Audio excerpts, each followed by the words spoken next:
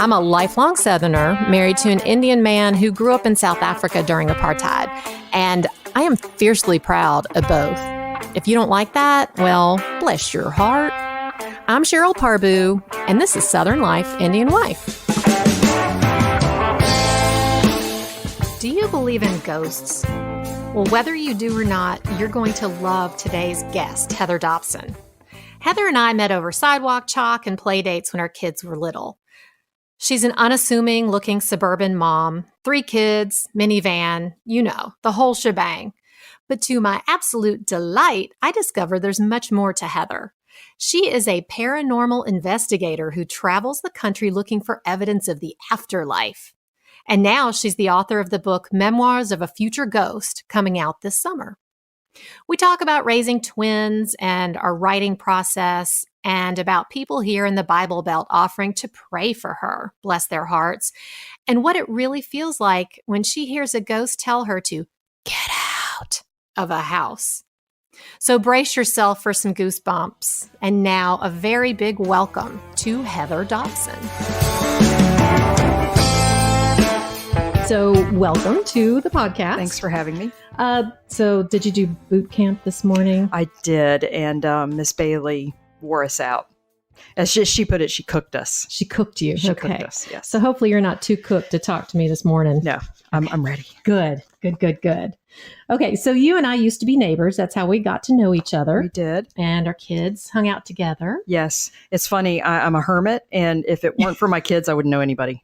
Yeah, I kind of feel the same way. So it was through Jared that I met you guys. Yes. So, yeah. Yes. Yeah, it's kind of funny, especially when you have kids. You're either a hermit and you're stuck in the house and cooking and cleaning and trying to recuperate. Right. Or you're running out with all the friends on the lacrosse team and stuff like that. But exactly, that wasn't really me when my kids were little, no. or when they were in high school for sure. Yeah. But yeah, we bonded over sidewalk chalk and play dates for a long time. Yes, we did. Yes. So let's see, what are your interests? Tell me about what you just normally do. Normally, I am, of course, I'm in the chauffeur phase of motherhood because, this one has horseback riding lessons and this one has taekwondo and that one has piano. And so it's a lot of back and forth. Mm-hmm. And of course, I am the homemaker of the house. So I'm taking care of the house and feeding 5 people. But my personal interests are, I just started taekwondo. Ooh. I have a goal of getting my black belt before I'm 50. Oh, wow. How long is that supposed to take? It takes about 2.5 years. So I'm 47 now. So actually, if I pass all my tests, it'll be right before my 50th birthday. Oh, okay. So that's a thing I'm doing right now. I'm also into needlework. I do cross stitch and black work, embroidery, that type of thing. And I investigate the paranormal.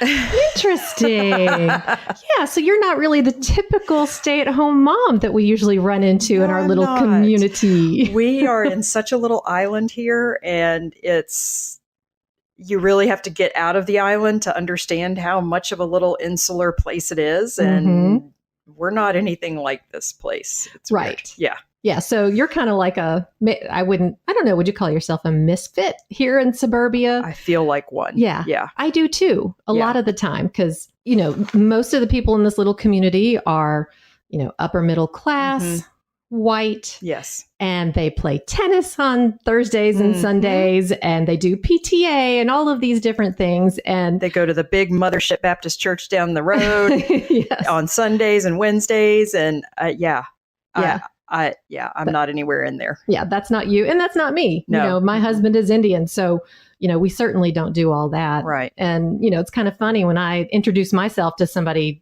new from the neighborhood or whatever, and I tell them, oh, my husband is Indian. They either their eyes glaze over. Or they think Native American, I bet. Yes. They ask, what tribe? Yep. And then a lot of the time, the very first thing they say is, oh my gosh, I love Indian food. Okay. Yeah. What does that have to do with it? That's great. Yeah. So what do people do when you tell them that you're a paranormal investigator? Or do you when you just meet somebody around here? Well, I kind of feel it out. And our society does not like, I don't want to say they don't like, but as a woman, they expect you to do more than just stay at home and cook and clean and raise kids. Right. So I feel an obligation to say, I'm a stay-at-home mom, but I also do this, So finally I can add author to that. But, one of the things that I would tell people, I investigate the paranormal. And the reaction was usually either, oh my gosh, that's so cool. Let me tell you about all of my ghosts.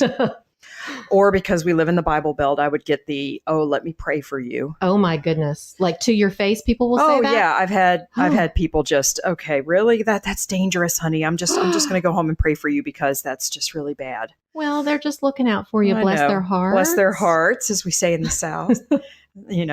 And usually the other reaction would just be, "Oh, are you crazy? That's just I don't want to hear any of your stories. I don't want to stay up all night tonight." Oh, because it freaks them out. Yeah, it freaks them out. Yeah, I kind of feel that way when I first met you and we started talking about it. It does freak me out. Well, it does scare me. And it's almost like, okay, if you think about it and talk about it, then maybe it's going to happen. If I associate with it, it's going to happen to me. Yeah. I feel like it's like a measles sort of thing. Right. Yeah. Right. Yeah. And I think for me, it's also because we've had kind of weird things happen in our house. Over the years, there have been a lot of things, and I'm always telling myself, oh, that didn't really happen.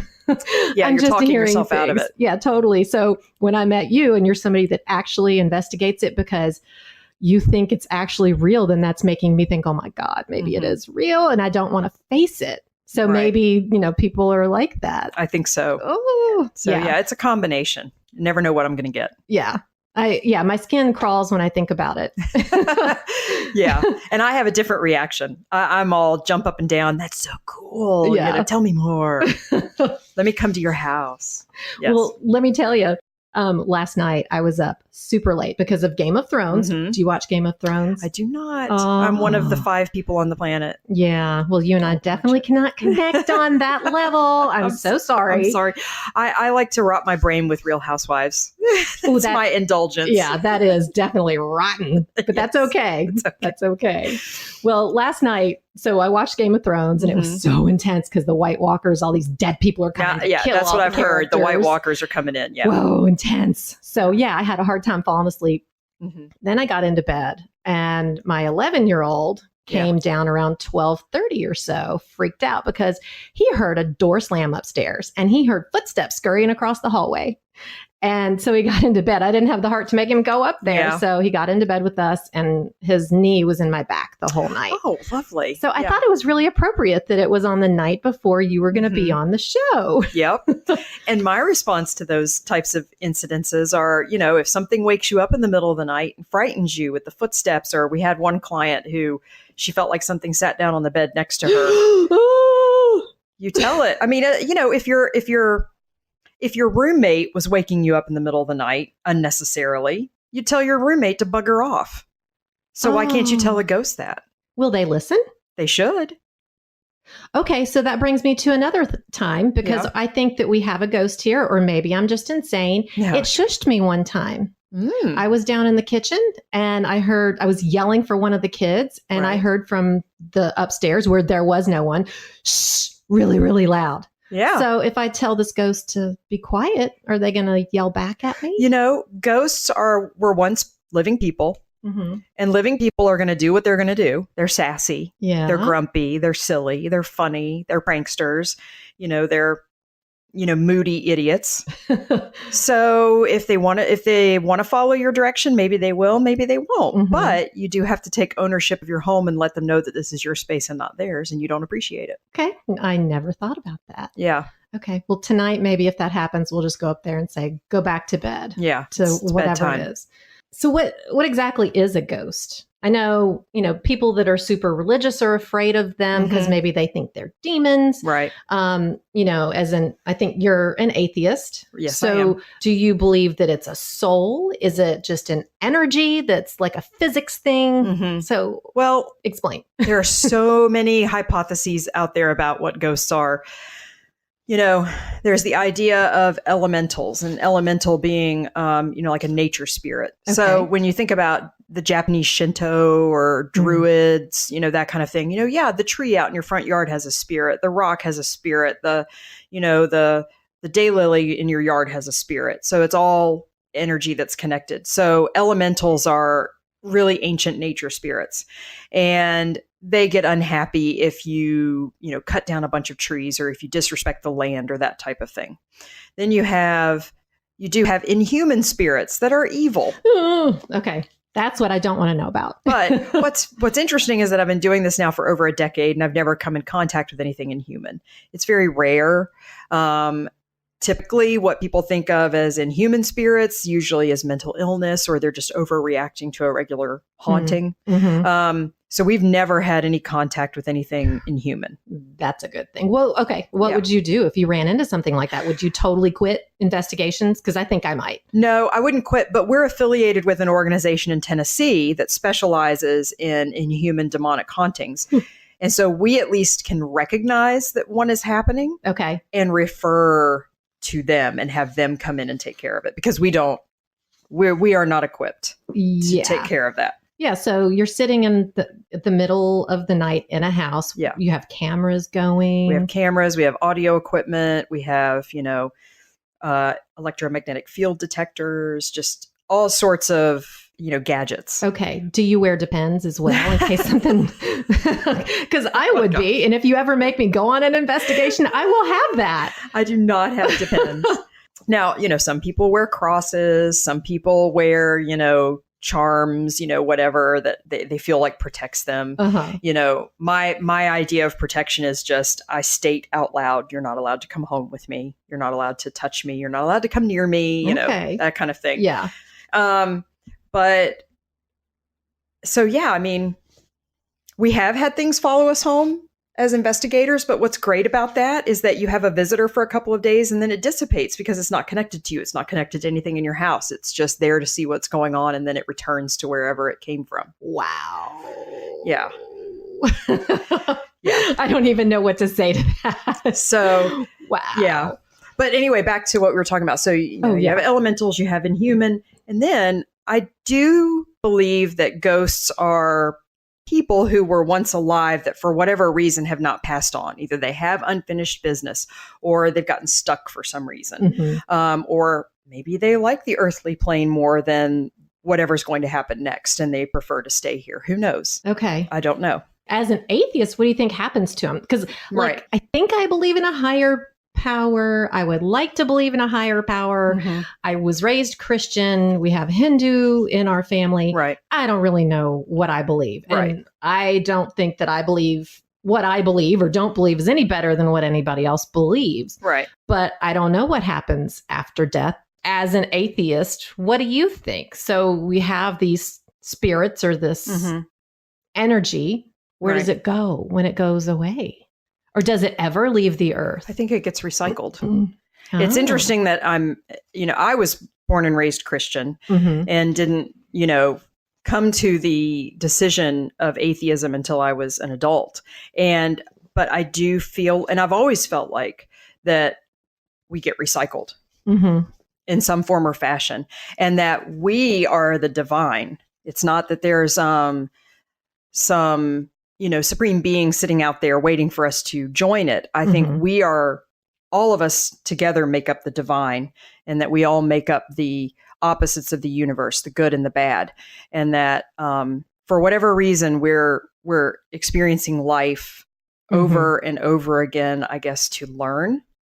That's a lot like Buddhism. Yeah. I've been reading some books on Buddhism. One of them is, I can't remember, the Buddhist Book of Living and Dying or something like that. Right. And that's all it's about experiencing what we have here and experiencing death and not being afraid of it. And you know that you're going to be going on. And I don't think that they believe in God. They just believe in reaching an enlightenment. Right. Exactly. So it's interesting to me that it seems like there is a theme in most religions, especially Eastern religions. They are definitely more accepting of that. Right.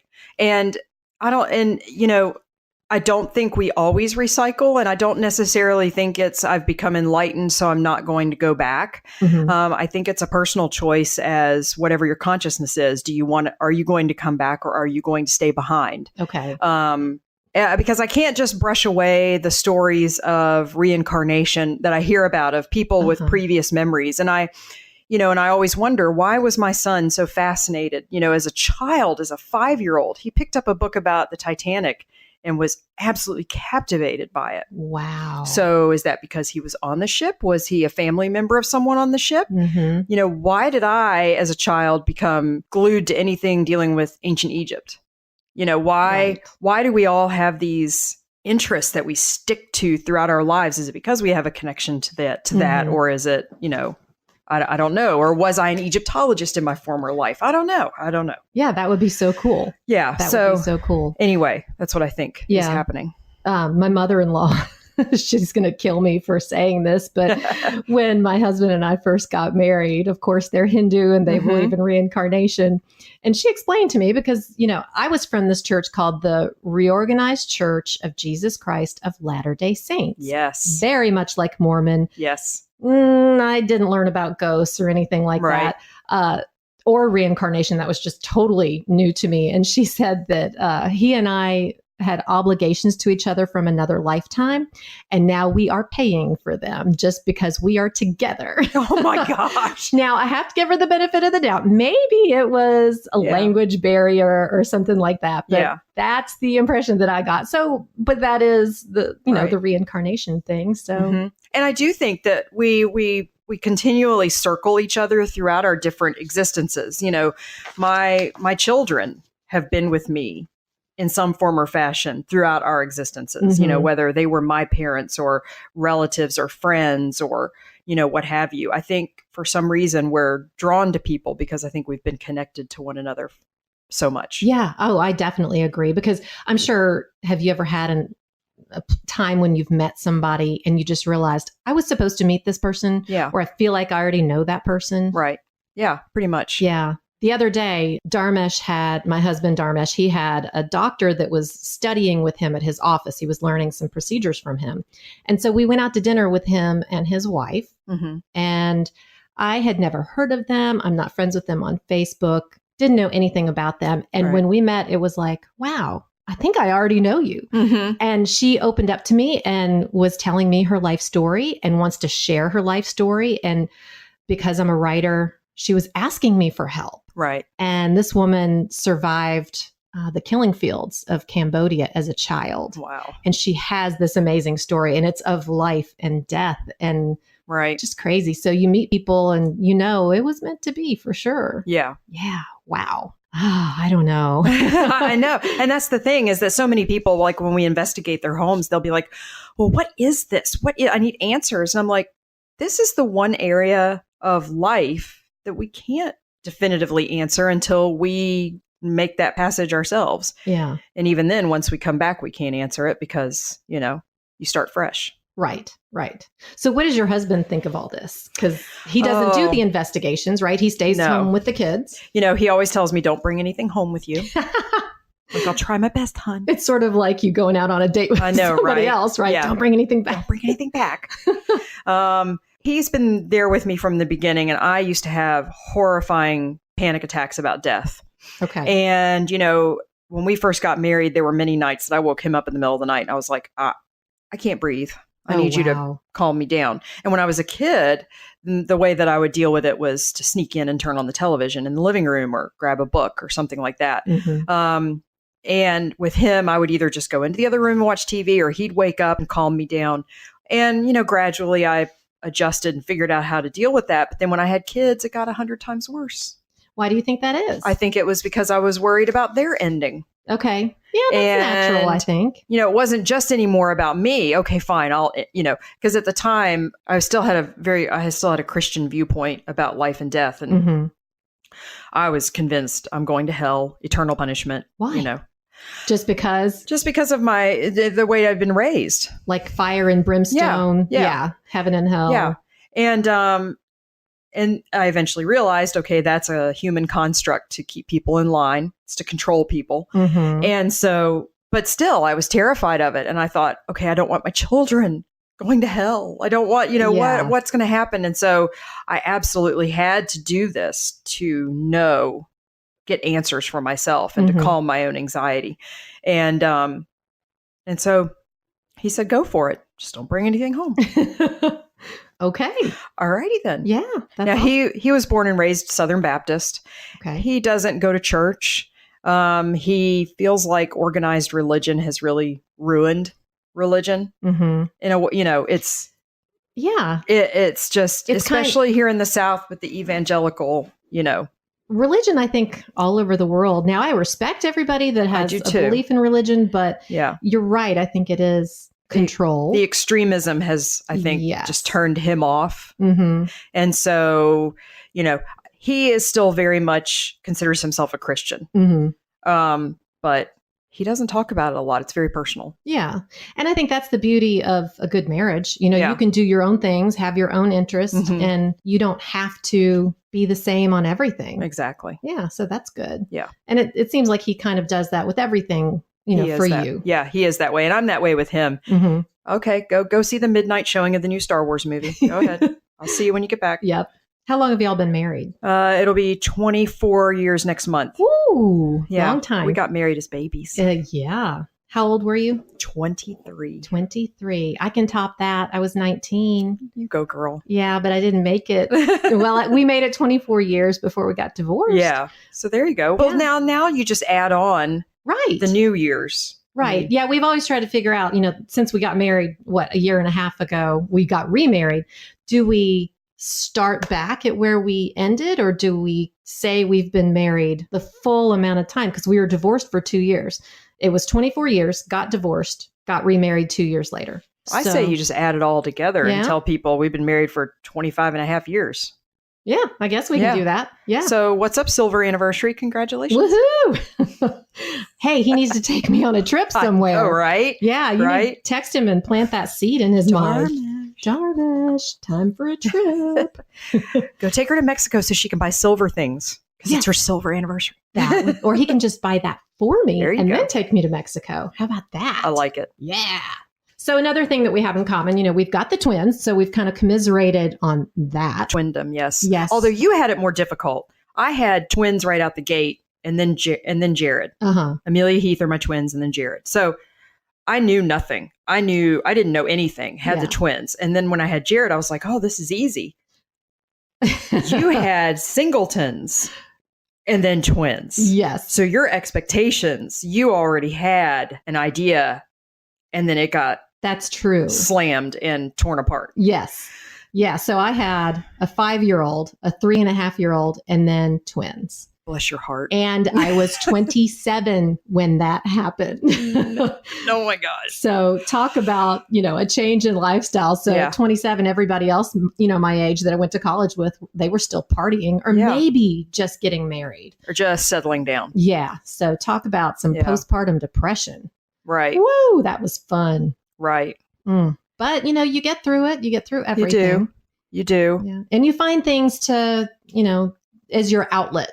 So like when my twins were maybe 3 or so, that was at a point where I actually was able to sleep a little bit. Right. And so I would get up and I would write. And I didn't know what I was going to write, but I would just write, the beginning of a short story or just write my thoughts or whatever. Mm-hmm. And I knew that was what I wanted to do to kind of get out of the house. Right. But I didn't know that I'd ever be able to send it to anybody. Right. But it helped me survive my twins for sure. And that's what I did with, I had the twins and then 20 months later I had Jared. Whew. Irish triplets. Oh my goodness. So then... And they all really look so much alike. They do. And for a while there, they were all the same height. People thought they were triplets or that the boys were twins. Yeah. So about 6 months after I had Jared, that's when I started blogging. Okay. And I didn't monetize it. I just did it to get out of the house without getting out of the house, if that makes sense, just to have adult contact. And, started getting in touch with other bloggers and started reading blogs that made me laugh, interacted with people, and found this online tribe that even though maybe only 1 or 2 of us still blog on a regular basis, I'm still in touch. I text those people now. They're friends. If I'm going to their town, I'm like, hey, let's get together. Let's hang out. And they're family. That is wonderful. And it's amazing that, I always tell people, I'm like, if you can't literally get out of the house, get online. I mean, some people, diss the internet and Facebook and social media. And I admit I've had a Facebook addiction that I've had to step away from. Same here. But blogging, oh my gosh, that was amazing. Not only did it give me a creative outlet, it allowed me to meet people that I never would have met before. Right. So, oh yeah. I definitely experienced that with my blog too. Yeah. So what was the topic of your blog? I know you've had Oh. several, haven't you? Yeah, I had the one where was, had for the longest, it was Confessions of a Coal Miner's Granddaughter. Ooh, I want to know the story behind that. Oh, well, my father's father was a coal miner. Okay. I was trying to come up with a name for it. And in West Virginia? Yeah, in West Virginia. Okay. And, of course, the Loretta Lynn movie was on the night that I chose the name for it. And so, yes, my grandfather was a coal miner with the Kingston Pocahontas Coal Company. Okay. And my father and uncles grew up in a little tiny coal town in Kingston, West Virginia. Mm-hmm. And so, eventually my grandfather retired, coal mine shut down, everything started to decline in the 60s and 70s. And it's still been on the decline in West Virginia, the coal industry. Right. And so, but yeah, I, grew up around my father's family who were all coal miners, the men in the family. And so some of my cousins and my uncles, and they all did that as a job. And it's hard industry. It really breaks you down physically, and it's not good. So, but anyway. So what would they think of your paranormal investigations? Actually, my grandfather, who was the coal miner, probably would not approve. Was he very Christian? Very Christian, very religious, from what I understand. Very, a good man, kind man, but I don't think he would have approved. I think my dad would have been fascinated. He's one of the reasons why I'm so fascinated with ghosts and creatures, like Bigfoot and that sort of thing. He would tell me scary stories, and we would exchange, because West Virginia, there's a reason why Chris Carter set so many episodes of the X-Files in West Virginia. Weird stuff happens. Oh, okay. UFOs, the Mothman, the Braxton County Monster, the Greenbrier Ghost. I'm going to let you guys look that up and Google those. The Mothman? The Mothman. I am dying to know about that, because supposedly that is a real thing. Yes. Maybe I don't want to know. I don't know. We need to talk about that some more later. Yes, we could talk about that more. I could do like 5 episodes on that one. But so it's because of him that I have this interest, and I think he would have been fascinated with my investigations. Yeah. So he passed away how many years ago? 21 years ago. Okay. So he's gone. Have you ever felt any presence of him with you? I have. I've had a couple of, a couple years after he died, I had a dream about him. And I knew it wasn't just a subconscious thing. I knew it was him, just because of the context of the dream. And then when I had to go through fertility treatments to have the twins. Okay. And so when I was going through fertility treatments, it was actually the night before my 5th insemination, which took 5 times. 5 times. Wow. So the 5th one took.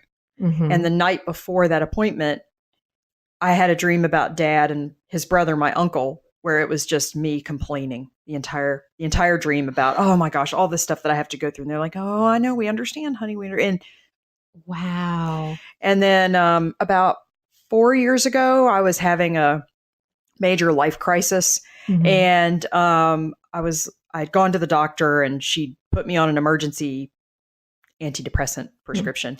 Been there. Yeah. And I was laying on the bed trying to get my mind off of things, watching TV, and I felt a hand brush my bangs off of my forehead. Oh my goodness. And I knew it was Dad. It wasn't my house ghost. That's a whole other story. I knew it was my father because I felt him. Wow. Is that something that he used to do when he was alive? Yeah. So. And it's interesting that you said that you felt him or talked to him when you were going through the in vitro insemination. Insemination. Yeah. Okay. Because my dad passed away about 1.5 years before Chase, my youngest, was born. And I had a C-section with him, heavily drugged in the recovery room. The baby is sitting in the bassinet. I was heavily drugged, but I was awake and I knew everything that was going on. I swear to God that my father walked in. Right. Quiet. No one else noticed. I was the only one. He walked over and looked at the baby in the bassinet, looked at me and smiled and walked out. It was him. It was him. I know it wasn't wishful thinking. Right. Because I didn't believe in ghosts at the time, of course. Yeah. You know, it was just something that just happened, and I felt him. And I feel like that was when I started to think maybe this whole paranormal thing could possibly be real. Yeah. And that's the pleasant one to think about, but I don't want to think about those scary demon ones. I don't like thinking about those either. They're terrifying. No, they're scary. Yes. I admit. Yikes. So when you watch horror movies, ghost movies, right? What do you think? Are they accurate? Well, okay. They're accurate as far as like when you have a negative, inhuman, demonic. Okay. Because, the demonic can do horrifyingly awful things. Okay. They take the things that you love and destroy them. And they're trying to break down your spirit. And, so I do think Hollywood does get some things correct. But the problem is that all the ghost movies that come out from Hollywood are all negative and scary. Mm-hmm. Whereas we've never had, in the over 10 years that we've investigated, anything negative or scary. If you made a real ghost movie about what real paranormal investigators do, nobody would go see it because it's boring. So? Well, yeah, I guess so. Because I'm sitting on a couch for 5 hours with a recorder going, is anyone there? So silence. You just talk? Yeah, we just talk. And, sometimes when we investigate, we have two groups of investigators who go in. We have a group that knows everything about the location. They know the client's name and the activity they're experiencing. And I think it's Aunt Fanny. And, they know, they have an idea. They know the story. They know why they're there. Right. Okay. And so that group will ask specific pointed questions. Mm-hmm. Are you the client's aunt? Or, are you Jill's aunt? Why are you here? And then we have the control group that knows nothing. Okay. All we know is the address. Okay. We don't talk to the client. We go in and we ask generic questions. And so what we're trying to get evidence from the control as well as from the group in the know to match. Okay. Does it? Sometimes. How so? How do you know that the ghost is communicating with you? If you get similar voices, if you get voices that sound the same, if you get the same female voice, if you get, if this group asks, are you Jill's Aunt Fanny? Mm-hmm. And then the control group asks, are you related to the client? So if you get, I'm the aunt, and yes, and so then you're getting information that matches. So you have an intelligent spirit there. Do the voices actually answer you sometimes, that way? Sometimes. Holy crap. So then we also have moments of silence. Okay. We just sit. We're just quiet, listening. But what's interesting is a lot of the times, most of the EVPs, electronic voice phenomena we get are, we're sitting around just talking. Hey, Sheryl, how's it going? How are the kids? What you been doing? What have you been doing lately? Et cetera. So we chit chat amongst ourselves and we will get voices adding to the conversation. Oh, that makes me catch my breath. So that makes me wonder if there is something listening to us talk. Yes, probably. And how would we know? Like if I said, ghost talk to me, and then something happens tonight and there's another door slam. I don't want that to happen. I know. And what's fascinating is that we've had things add to the conversation. And, I don't feel like answering these pointed questions. Oh, wow, these people are interesting. They went shopping for a leather coat the other day, and I'm gonna comment on that. How do you hear the comments? Is it on a recording, or do you actually hear it? It's on a recording. Very rarely do we actually hear it live. It's mostly on a recording that you go back several days later and you listen to in the comfort of your home. Right, away from the location. Broad daylight. Yes. You hear, get out. Have you heard that before? Yes, I have heard get out. I just got chills all over my body. Okay, I don't know that I ever want to go on an investigation with you. But that's the thing. It's normally the investigation is extremely boring. It's mind-numbingly, it's a snooze fest. Yeah. And it's not until several days later when I'm folding my laundry and I've got my headphones on and I'm listening and I'm taking notes that it's, what was that? So I guess that makes sense. You don't know that it's telling you to get out. So while you're there, you're just oblivious. Yeah, you're totally oblivious. Ignorance is bliss. You don't feel in danger. Now, the ones that are telling you to get out, do you feel like that's it's not necessarily negative. It could just be, dude, you have been sitting here talking my ear off for the last 5 hours. Could you get the heck out of here already? Could you just leave me alone? Just like the neighbor that won't leave your house. Done. Yeah. And especially, we don't get that at people's homes. Okay. We tend to get that, once a year, we all fork out $100 and we'll go investigate Waverly Hills Sanatorium, or we'll go investigate Brushy Mountain State Penitentiary. And that's our fun investigation. And so when you think about it, places like that, they're getting investigators there every single night of the year. Mm-hmm. Big, yeah, I'm going to tell you to get out. Yeah, I guess so. I kind of feel like maybe that's like the primates at a zoo. Yeah. They're constantly being watched, Yeah. and they're not human beings, but they have that awareness. You're tired of it. And I get that. And whereas, it's our first night at Waverly and our first time ever, and we're all excited. Whatever's there at Waverly has had investigators come in every night and they're over it. Yeah. So what is Waverly, and why do so many people go there? It was a tuberculosis hospital. Okay. And it shut down in the 60s after the advent of streptomycin and the discovery of, the antibiotics. And it started, not that the antibiotics were discovered in the 60s, but by the 1960s, tuberculosis was mostly cured. Okay. And so it shut down. And then in the 80s, I think in the 70s or the 80s, it reopened as a retirement home, as a, senior living facility. And it was shut down in the late 80s due to abuses. Abuses against the residents. Okay. Wow. And then it stayed empty for a long time. And now the people who own it, of course, you can go investigate. You can go take historical tours, that type of thing. And what they're doing with the money is they're slowly restoring the building, and they want to turn it into like the East Coast version of the Stanley Hotel. Okay. So, wow. Yeah, it's taking a long time to, but you want to investigate there because, it's this grand, gorgeous structure on top of a hill in Louisville, Kentucky. Mm-hmm.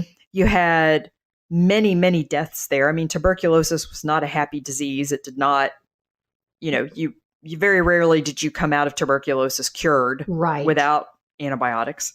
And so it was, not a good place to go, but it was a place that tried to keep people upbeat because the cure for tuberculosis was fresh air, sunshine, and, positive thoughts, positive energy.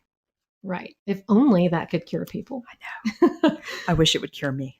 Well, you have to wake up every day and think of your affirming thought, your motivation. What's going to get you out of bed to see the silver lining? Coffee. Hell yeah. Coffee gets me out of bed every day. Yes.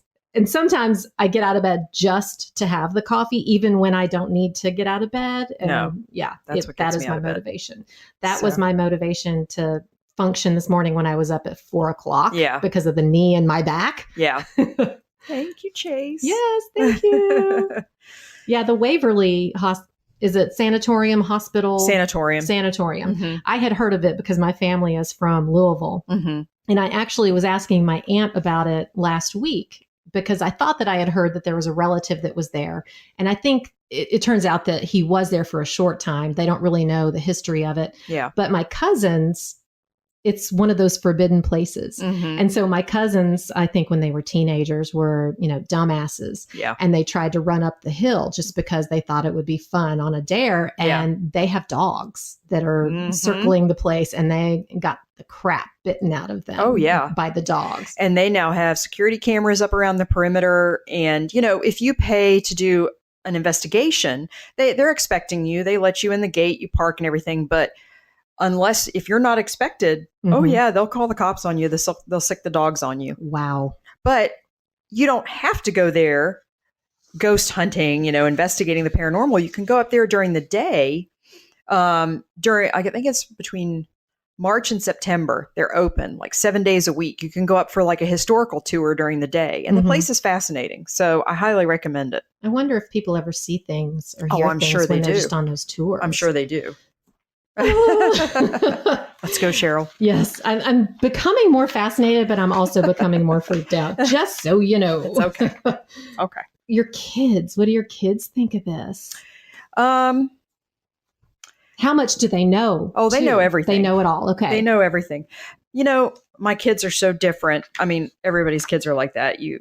They're very different from one another. Amelia is interested, but she doesn't want to have anything to do with it. Like, I can't ever see her going on an investigation, ever doing anything with it. Heath is very much, unless it involves an interest of his, he doesn't care. Okay. So he's like, oh yeah, my mom hunts ghosts, whatever. But it's no big deal. It's not scary to them. Yeah. Jared wants to do it. When he turns 18, he wants to go on an investigation. Do you have to be 18 to do it? Yeah, just because all paranormal things aside, I mean, you can trip down somebody's stairs in the middle of the night. Or a ghost could push you. There you go. Ghost could push you. We're going to the homes of strangers. Like when I go on an investigation, I tell my husband, okay, here's the address of the person where I'm going. Here are the fellow investigators I'm going with. Because I don't know these people. Right.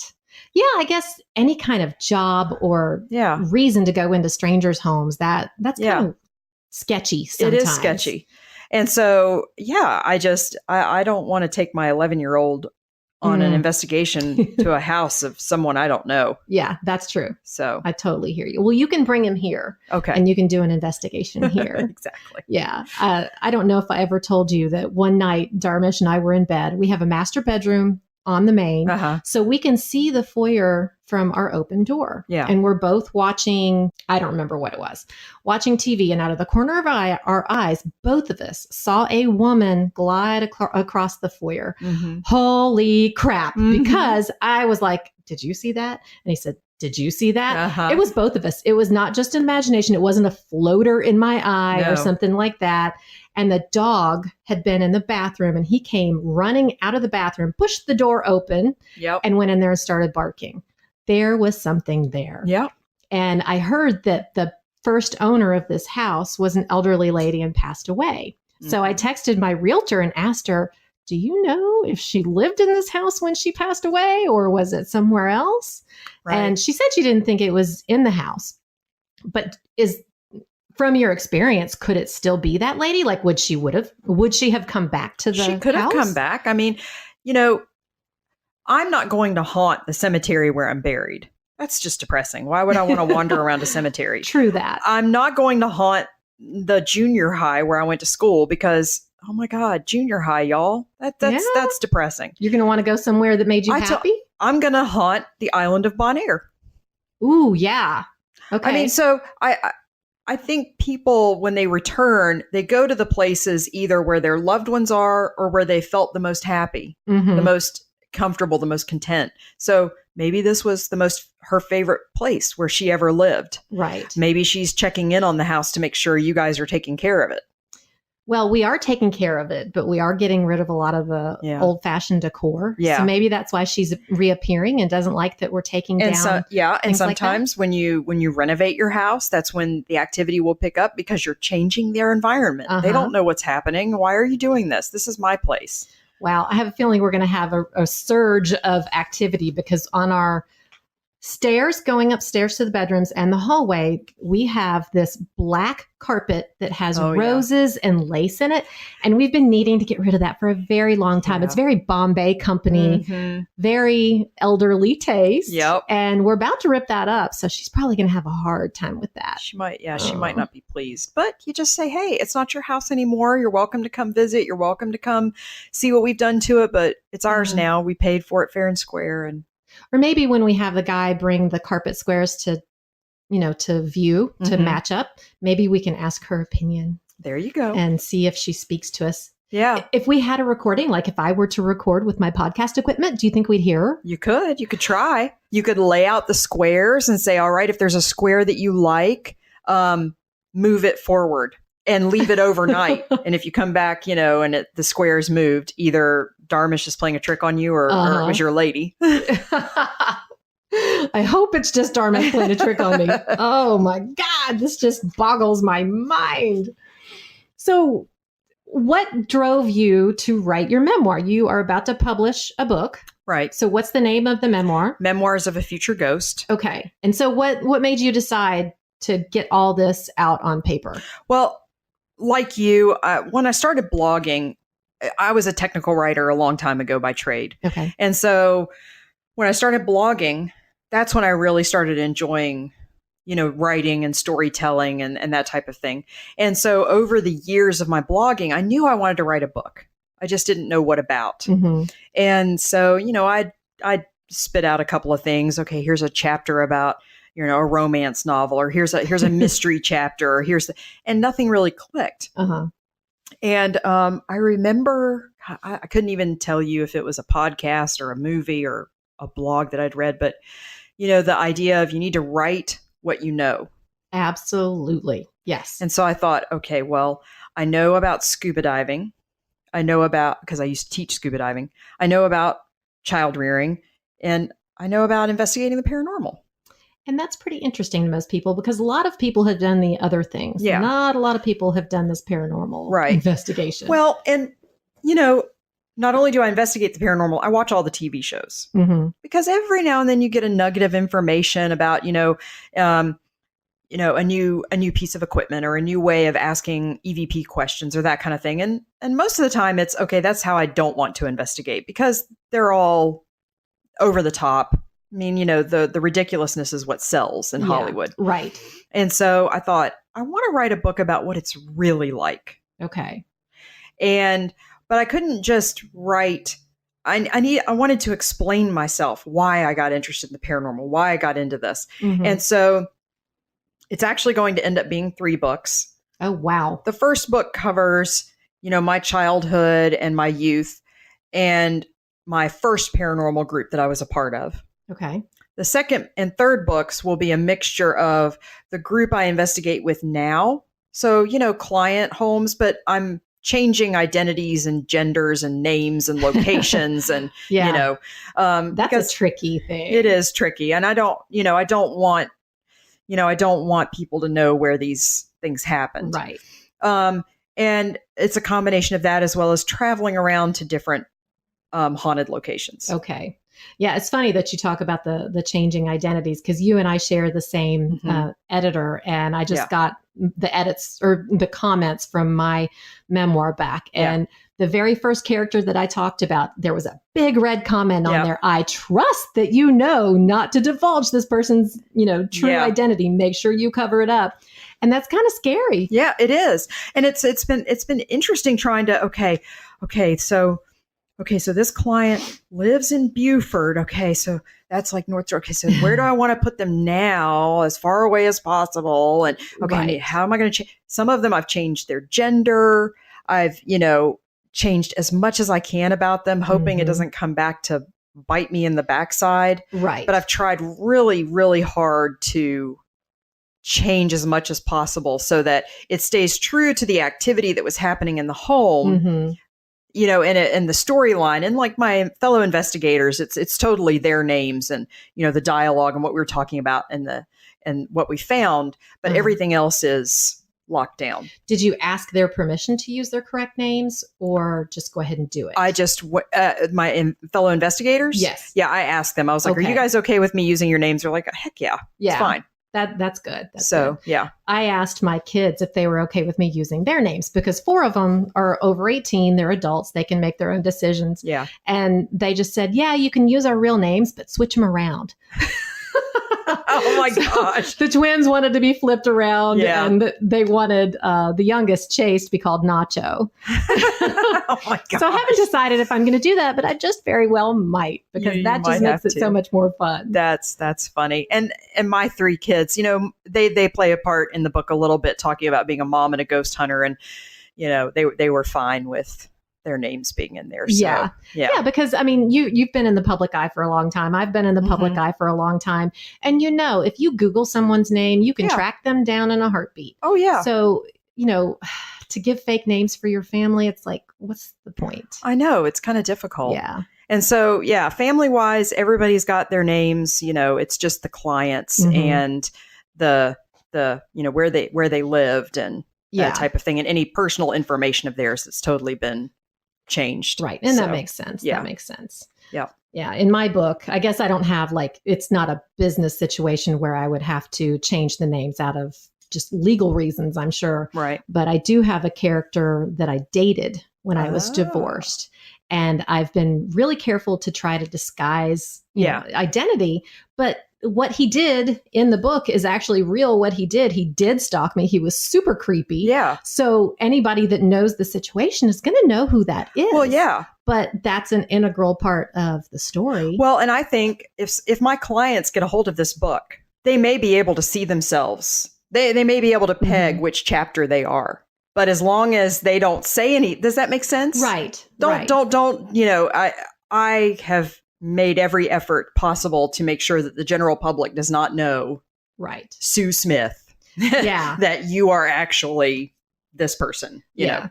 And I think as long as you don't depict them as a terrible person or lie about something that they've done, say that they've done something illegal, although stalking and letting yourself into someone's house is illegal. That's illegal.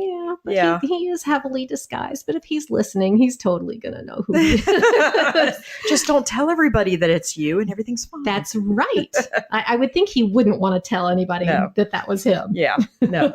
But that's the fun of memoir. Because you do kind of, you get your little revenge with memoir as long as you're just very careful with it. But the purpose of it is not revenge. No. Sure. I'm trying. Yeah. I want to tell people about what it's like investigating the paranormal. You want to tell people what it was like, marrying a different culture, marrying into a different culture. And all the fun and the fun stuff, the gory stuff, all of that kind of thing. Because I think the ultimate goal is for people to learn from it. Yeah. They can identify with your story. And, even if somebody hasn't seen ghosts, they're going to love to read that because we all think about it. Yeah, we do. We do. Death is inevitable and you can't help not think about it. Right. Unfortunately. So when is the book going to be out? I'm dying to know. This summer. Okay. There is no set date yet. Okay. But for those of you listening who don't live in Atlanta, every year on Labor Day weekend, the Stormtroopers and the Star Trek, fans, everyone, all the sci-fi people descend on Atlanta for Dragon Con. It's our big sci-fi convention. And for the last 5 or 6 years, there are different tracks for Dragon Con. There's the Trek track and the Star Wars track and the Firefly track, and there's a paranormal track. And every year for the last 6 years, PGI has been part of my paranormal group. Okay. Paranormal Georgia Investigations. We've been part of the paranormal track and we do panels and talks. So I applied this year as an author. Woohoo! Okay. So this puppy's got to be done. Yep. There is no going back. There's no going back. You've gone public. Oh, yeah. So I don't know if I'm speaking at Dragon Con yet. I'll find out in the next couple of months. But so yes, this summer is the drop date. Okay. And it's called Memoirs of a Future Ghost. Okay. Memoirs of a Future Ghost. That's exciting. Yes, it is exciting. And I think that's also going to be leading into a podcast that you're doing. Yes. The Future Ghost podcast, where we will be talking about all things paranormal and strange and weird. And yes. And I get to be the voice of the naysayer and the freaked out person. Yes. I will be the ghost and you will be the alive person, I guess. Right. Fun. Oh, yeah. So I will definitely be educated about everything weird and unexplained that I've avoided all my life because it creeps me out. We're going to talk about the Mothman. Yes. That just reminds me of a really scary horror movie that I don't want to see, but I'll see it. It's okay. As long as I don't have to go to the place where the Mothman has been sighted. Point Pleasant, West Virginia. Oh, boy. Okay.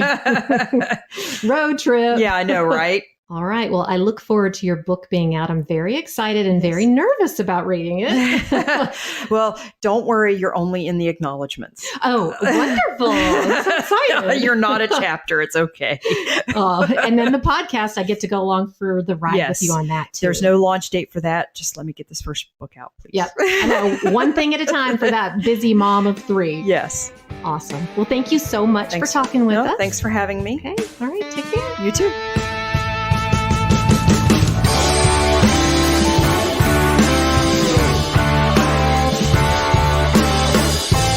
If you like this podcast so far, please continue following along by tapping the subscribe button wherever you listen to podcasts.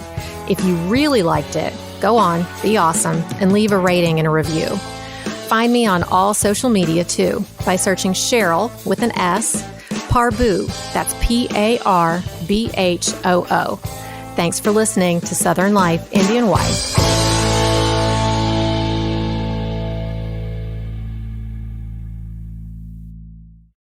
You can get any hot beverage for $1 with the 7-Eleven app. Wait, any hot beverage? Any hot beverage you want for just $1. Even a pumpkin spice latte? even a pumpkin spice latte. Wait, are you judging me because I'm a man who PSLs? Mostly, I'm judging you because you're rooting for the other team, but also because you can get any hot beverage at any size for $1 with your 7-Eleven app, and you only get a pumpkin spice latte. Hey, man, I like what I like. 7-Eleven. Be game day ready. Plus tax where applicable. Valid at participating locations.